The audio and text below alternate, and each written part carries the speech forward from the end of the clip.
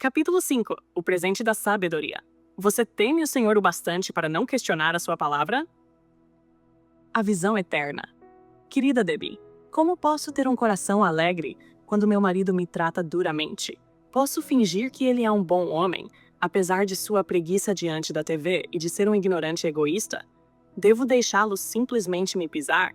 Como posso ter um coração alegre quando tudo o que sinto é dor? Linda, querida linda, você tem duas escolhas.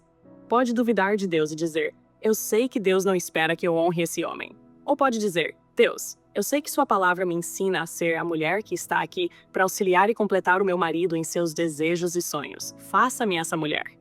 Deus criou você para completar essa visão eterna. Até que você abrace esse plano divino, sua vida nunca terá sentido. Você sempre estará se debatendo. Quando finalmente se entregar e acreditar em Deus, a vida se tornará tão simples que você não precisará mais se perguntar o que deve fazer. Você saberá. Essa visão eterna mudará sua mente, suas ações e, mais importante, suas reações. Peça a Deus sabedoria para se tornar a melhor ajudadora idônea. Debbie, não é necessário um bom homem ou um homem salvo para que uma mulher tenha um casamento celestial, mas é necessário que ela deseje honrar a Deus, sendo o tipo de esposa que ele espera. É necessário que a mulher esteja disposta a ser uma auxiliadora idônea, uma ajudadora capacitada. Se você olha para seu marido e não encontra nenhum motivo para querer ajudá-lo, e eu sei que algumas de vocês são casadas com homens assim, então olhe para Cristo e saiba que ele a fez uma auxiliadora idônea. Você serve a Cristo, servindo ao seu marido, independentemente de ele merecer ou não. Para muitas mulheres que estão lendo isso, será um milagre ter um coração alegre, ser feliz e cheia de gratidão. Pense nisso. Deus realiza o milagre em você. O desafio é maior do que você pode enfrentar sozinha. Você precisa da visão do eterno. É necessário buscar a Deus em sua palavra e, pela misericórdia dele, transformar-se em uma auxiliadora idônea, sabendo que assim estará cumprindo sua missão aqui na Terra. Você estará sendo auxiliadora de Deus neste mundo. Mulheres que têm dificuldades em seus casamentos geralmente seguem seus sentimentos e reagem impulsivamente. Mas você precisa parar de confiar apenas nas respostas de suas mágoas ou nos conselhos que o mundo oferece. Hoje, a mídia promove uma visão distorcida como se fosse a verdade absoluta. Você não está pensando pela perspectiva de Deus, mas a boa notícia é que Ele está pronto para lhe dar sabedoria divina. Basta pedir. E se algum de vós tem falta de sabedoria, peça a Deus, que a todos, homens e mulheres, dá liberalmente e o não lança em rosto, e ser-lhe-á dada. É um presente, mas só será concedido se você pedir. Pense em toda a sabedoria que uma mulher cristã pode ter, precisando apenas pedir. O chamado para a mulher não é fácil. Deixar outra pessoa ter o controle de sua vida é muito mais difícil do que resolver tudo sozinha. Esse pode ser um desafio até mesmo para as esposas mais experientes. Não se desespere. Com a sabedoria que vem do alto, você poderá se tornar uma mulher que Deus pode usar. Se não for para transformar esse velho homem em um maravilhoso companheiro, será ao menos mais fácil carregar o seu fardo e se preparar para ser a noiva celestial do próprio Filho de Deus. Deus tem sido muito claro sobre o que espera de nós como esposas. Ele desenhou o casamento para ser o reflexo terreno do casamento celestial entre Cristo e a Igreja. No plano de Deus, nós exercemos um papel de poder e influência. E embora Deus não deixe espaço para erro ou engano, sua palavra fala de forma abundante e clara sobre liderança. Bem, antes de irmos mais longe, precisamos considerar uma questão. Você precisa concordar com o fato de que a fonte bíblica de você ter bebido essa água viva já foi colocada fora dos limites em sua mente por tímidos professores de escola dominical que eles mesmos nunca provaram o presente de ter um matrimônio celestial. Existem muitos livros escritos por homens eruditos que gradativamente arruinaram a beleza da posição de ajudadora idônea. Eles fazem isso lançando dúvidas sobre a própria Bíblia. Usam termos elaborados e aprendem sobre a língua original e os costumes da época em que as escrituras foram escritas. É claro que existem muitos eruditos que acreditam na Bíblia da forma como ela foi escrita. Mas será que nós, mulheres comuns, esposas e donas de casa, podemos entrar nessa arena e discutir com esses homens, decidindo quais versículos devemos acreditar e quais deveríamos descartar por diversas razões? Isso não é para mim, mas eu tenho a solução. Há um versículo que eles não podem contestar. As mulheres idosas, semelhantemente que sejam sérias no seu viver, como convém às santas, não caluniadoras, não dadas a muito vinho, mestras do bem, para que ensinem as mais novas a serem prudentes, a amarem seus maridos e a amarem seus filhos, a serem moderadas, castas, boas donas de casa, sujeitas a seus maridos, a fim de que a palavra de Deus não seja blasfemada. Esse texto é claro em todas as traduções em inglês, e meu marido diz que se leu mesmo em suas 4 Bíblias gregas, assim como na versão King James. De acordo com a palavra de Deus revelada ao apóstolo Paulo, um homem, as mulheres idosas devem ensinar as mais novas a serem obedientes aos seus próprios maridos. Esse é o plano de Deus exposto de forma clara. A carta a seguir é um exemplo típico do que eu recebo sobre esse assunto. Alguém está tentando convencer essa mulher a acreditar em sua opinião sobre a palavra de Deus, o que pode bloquear seu acesso à fonte de água viva, capaz de produzir um casamento celestial. Querida Sir Peril, estou pedindo que você investigue uma questão para mim, e confio que fará uma pesquisa detalhada, assim como o povo de Bereia, em Atos 17 da Dromos. Fui criada na Igreja Católica, e eles sempre serviram vinho durante a missa. Quando adulta, juntei-me à Igreja de Cristo e fiquei perplexa ao descobrir que eles usam suco de uva. Finalmente, alguém explicou que as escrituras dizem vinho, mas que isso significava uma bebida feita de uvas. Esse esclarecimento me fez refletir sobre outro tópico que tem queimado em meu coração há anos e que talvez esteja sendo mal interpretado da mesma forma. Tenho sido profundamente abençoada por mulheres que pregam no púlpito. Não entendo como Deus poderia agir de maneira tão profunda através de uma mulher se isso não estivesse de acordo com a sua vontade. Há um livro que analisa as escrituras usadas para manter as mulheres em silêncio e de cabeça coberta por séculos, e ele as contesta de forma fundamentada, esclarecendo que o plano de Deus é o mesmo para homens e mulheres. Esse livro também aponta que na língua original há apenas uma palavra para mulher, e não esposa, e uma para homem, o que ajudaria a explicar por que a passagem que fala da obediência feminina foi traduzida e recebida de maneira equivocada. Os crentes do evangelho completo nunca silenciaram as mulheres e sempre as encorajaram a ensinar os homens. Seu ministério significa muito para nossa família. Sei que seus ensinamentos salvaram meu casamento e nos ajudaram com nossos filhos.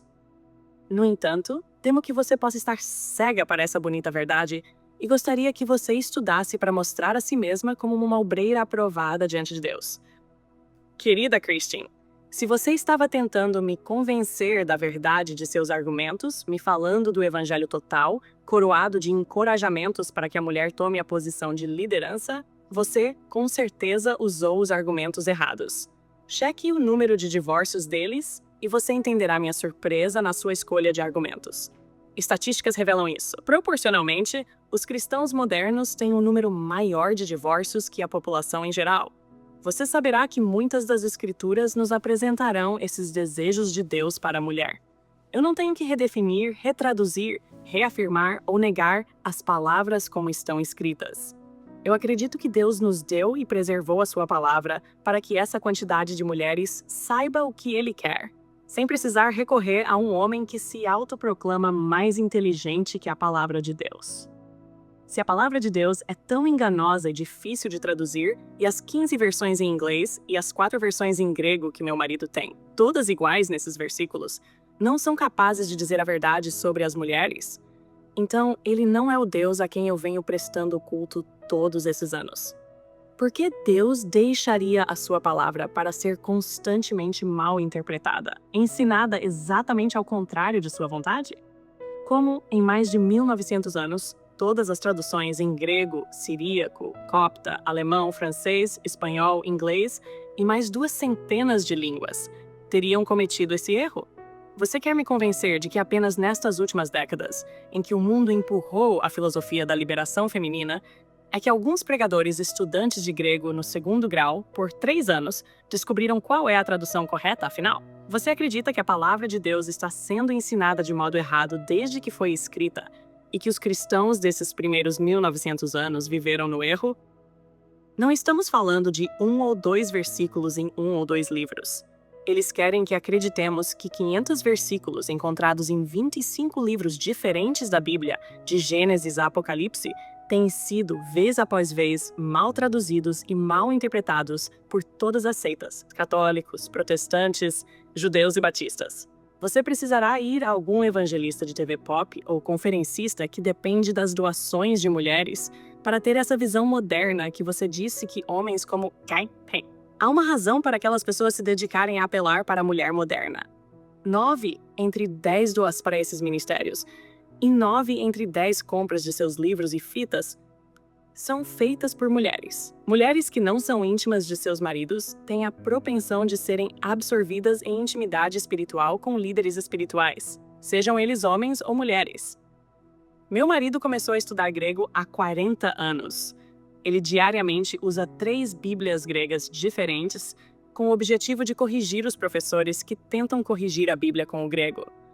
Quando meu marido, que é um estudioso da Bíblia e também um estudante de grego, quer saber o que Deus diz, ele sempre abre a sua versão do King James primeiro. Você está me pedindo que adote a filosofia contrária à Bíblia, que destrói inúmeros lares, tem posto milhares de mulheres tomando Prozac e levado homens para a pornografia, em troca de algo que funciona perfeitamente nos últimos 35 anos do meu casamento. Eu sou uma mulher extremamente feliz e contente em submissão ao meu marido, mas eu não sou geralmente crédula. Eu sugiro que você acredite em Deus e deixe que a serpente arraste outra senhora tola, assim como ele arrastou Eva no jardim. Agora vamos ver o que Deus diz, do modo como ele diz. O projeto de Deus para o casamento. Vós, mulheres, sujeitai-vos a vossos próprios maridos, como ao Senhor, porque o marido é a cabeça da mulher, como também Cristo é a cabeça da igreja, sendo ele próprio o salvador do corpo. De sorte que assim como a igreja está sujeita a Cristo, assim também as mulheres sejam em tudo sujeitas a seus maridos. Efésios 5, 22 e 24. Vós, mulheres, estáis sujeitas a vossos próprios maridos, como convém ao Senhor. Colossenses 3, 18. Mas quero que saibais que Cristo é a cabeça de todo varão, e o varão a cabeça da mulher, e Deus a cabeça de Cristo. 1 Coríntios 11, 3. 1. Deus ordena às esposas que sejam submissas a seus próprios maridos. 2. Deus informa ao homem que ele é a cabeça da mulher. 3. Deus fala às esposas para serem submissas aos seus maridos em tudo, todas as decisões, todas as mudanças, todos os planos e em todos os afazeres do dia a dia. Haverá um tempo em seu casamento em que será preciso fé e sabedoria para crer que Deus é bom, gentil e justo em seu comando, para que você se submeta a seu marido em tudo. Note que o que Deus ordena à mulher que faça não se apoia no fato de o homem amar a sua esposa como Cristo amou a igreja. Se assim fosse, não haveria no mundo um só homem vivente que fosse digno de receber submissão e reverência de sua esposa. Ambos, o homem e a mulher, receberam suas ordens particulares direto de Deus, com um modelo ou padrão para alcançar. O que Deus disse permanece, indiferente de o homem ser celestial ou muito longe disso. Você recebeu suas ordens com as palavras: honra, submissão e reverência. Esse é o desejo e o jeito de Deus, sua direção e padrão para você seguir. É com você, acreditar e obedecer a Deus. Apenas saber a vontade de Deus vinda de sua palavra escrita vai ajudá-la a ser esse tipo de pessoa. Há alegria e paz em saber que você está exatamente onde foi criada para estar. Quanto mais você se esforçar para obedecer a Deus, sendo uma boa auxiliadora idônea para seu marido, mais você chegará ao conhecimento de Deus. E quanto mais você conhecer Deus, mais você vai se preocupar a respeito das coisas que Ele valoriza. Você acha que sou uma espécie de gigante espiritual? Tem sido preciso sabedoria para que eu entenda um homem, seu ego, seu coração terno e suas fortes necessidades. Nada menos que a sabedoria divina é capaz de me fazer entender o quanto é destrutivo olhar como ofensa pessoal quando meu marido faz coisas que parecem injustas, egoístas ou grosseiras. Tem sido a graça da sabedoria que me auxilia a entender que Deus tem prazer em mim quando eu tenho prazer em agradar meu marido. Graças ou presente é algo que você recebe sem merecimento. Deus quer lhe dar o presente da sabedoria. É esse presente precioso da sabedoria que tem me feito capaz de olhar através do fundo do caminhão de sacos de lixo. Você pensa que eu sou alguma espécie de super gigante de espiritualidade? Eu sou exatamente como você. Carne e sangue. Eu posso assobiar como qualquer outra mulher. Eu posso pegar cubos de gelo no freezer e congelar meu marido debaixo de gelo crocante. Graças a Deus, Ele oferece todos os dias sabedoria a nós mulheres para escolhermos diariamente o que queremos para o futuro. Eu agradeço a Deus porque sabedoria não é por merecimento e sim presente. Sua vida será cheia de situações parecidas com sacolas de lixo. Seu marido será egoísta. Ele será pouco gentil. Ele não vai respeitar os seus direitos. Ele será bobo. Ele talvez será cruel. E esse filho de Adão talvez ande até mesmo em pecado. Mas ele não poderá vitimizar você a não ser que você haja fora da sabedoria de Deus. Você pode decidir estar em um constante estado de raiva e amargura, ou você pode pedir a Deus sabedoria para viver cada dia no estado de honrar o seu marido pela misericórdia de Deus. Você precisa do precioso presente da sabedoria para segurar a sua língua e ser grata quando a sua carne poderia se levantar em amargura. Você precisa de sabedoria para ver o quanto a autopiedade está longe do coração de Deus. Você precisa do presente da sabedoria como um lembrete constante de suas limitações e de seu entendimento feminino. A graça da sabedoria vai lembrá-la que as regras de Deus não estão lá para colocar você como escrava, mas para fazer um homem querer cuidar, proteger e amar você. Mais que tudo, a graça da sabedoria vai capacitá-la a servir com honra seu marido, porque você estará servindo e honrando a Deus. Você encontrará o cumprimento de sua missão como mulher. Se algum de vocês precisa de sabedoria, peça a Deus, que a dá liberalmente. Tiago 1:5. Deus dá sabedoria liberalmente como um presente, mas primeiro é preciso pedir. Tempo para reflexão. Hoje, ao ler isso, você tem duas chances se abrindo para você. Você pode se recusar a assumir responsabilidades, dando muitas desculpas mentais para a sua situação, ou você pode escolher crer em Deus e passar a ser 100% auxiliadora idônea, não importando o que esteja em seu caminho. O que vai ser? Responda a estas perguntas do texto deste capítulo. 1. Qual é a chave para entender nossas funções como esposas? 2. Onde a paz e a alegria estão fundamentadas? 3. Se seu marido não ama você, isso dá a você o direito de não cumprir a sua função ou de não ser responsabilizada. 4. Qual o presente que Deus dá que ajuda você na busca de ser uma ajudadora idônea? 5. Faça uma lista de 3 palavras que fazem parte do plano de Deus para auxiliadoras idôneas. 6. O que você pode fazer que fará você conhecer Deus melhor e se preocupar mais com aquilo com que Ele se preocupa? 7. Você está comprometida em ter um casamento celestial? Para ter um compromisso com Deus, diga: não a minha vontade, mas a Deus seja feita. Confia no Senhor e faze o bem. Habitarás na terra e verdadeiramente serás alimentado. Deleita-te também no Senhor e te concederá os desejos do teu coração. Entrega o teu caminho ao Senhor, confia nele e ele o fará. E ele fará sobressair a tua justiça como a luz e o teu juízo como o meio-dia. Descansa no Senhor e espera nele. Não te indignes por causa daquele que prospera em seu caminho, por causa do homem que executa astutos intentos. Deixa a ira e abandona o furor. Não te indignes de forma alguma para fazer o mal. Salmo 37, 3-8.